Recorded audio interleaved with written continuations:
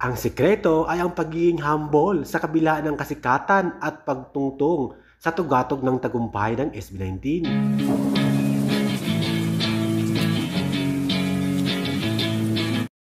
Mama Loy at OG Diaz puring-puri at humahanga sa tagumpay ng SB19 sa kanilang artistry at dedication sa kabila ng kanilang pagsumikap at paghihirap noon. Ngayon, nasa tugatog na ng tagumpay. Ito nga, usap-usapan nila sa kanilang channel sa YouTube. Talagang humility ang sikreto ng SB19 na natiling humble, down to earth sa kabila ng pagiging bankable at maraming achievement at pinakamalaking P-pop artist sa buong Pilipinas. Ito na anyway, syempre, very very successful ang 2-night major concert ng SB19 sa Philippine Arena. Yes! Congratulations, SB19! May ano pa, may hangover pa ang mga 18, di ba?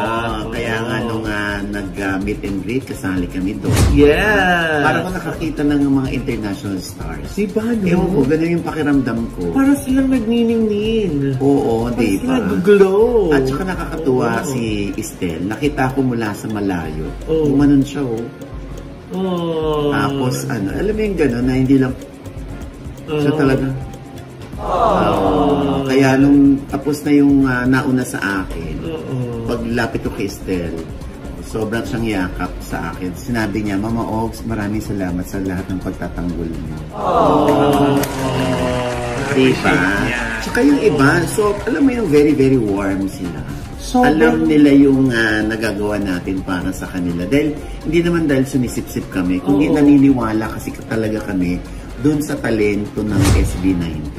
Sobrang damang-damang mo talaga yung gratitude sa kanila na yun. Correct. Pati yung humility. Correct. Oo. Dapat lahat ng mga malalaking stars. Yan ang mga values na hindi mawawala sa kanila. Ayun. So, sino yung pinariringgan mo this time? Ay, hindi!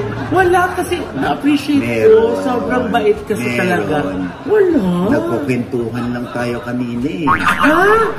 Pero meron pa na sinasabi, Mama Loy. Sino yan? Wala na.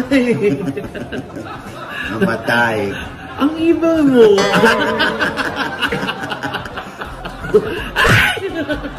O dito na Angel.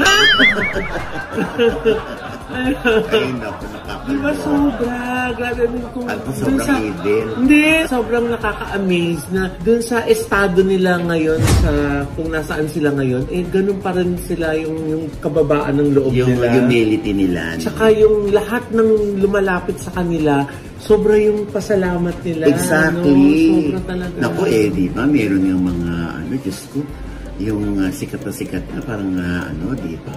Mga nagmamaldita, nagmamaldito, di ba? Alam nilang nandun na sila sa rurok eh. Kumbaga, na sila eh. Step by the step, sumakses sila eh. Oo eh. Kaya yung gano'n na yung attitude nila, yung behavior nila eh. Sino yan? Wala. Wala. Meron eh. At kumakain kayo eh. Ang evil mo. Ikaw na, Angel. Sino ba yan? Tito OG, hindi kami makarelate ni Sir Oliver. Alex ko. Kahit ibang pangalanan. Wag na. Nakanabash tayo ng mga fans. Ay! Basta. Anyway, so di ba nakakatuwa? Kaya doon ako nanggagaling sa yung narating nila.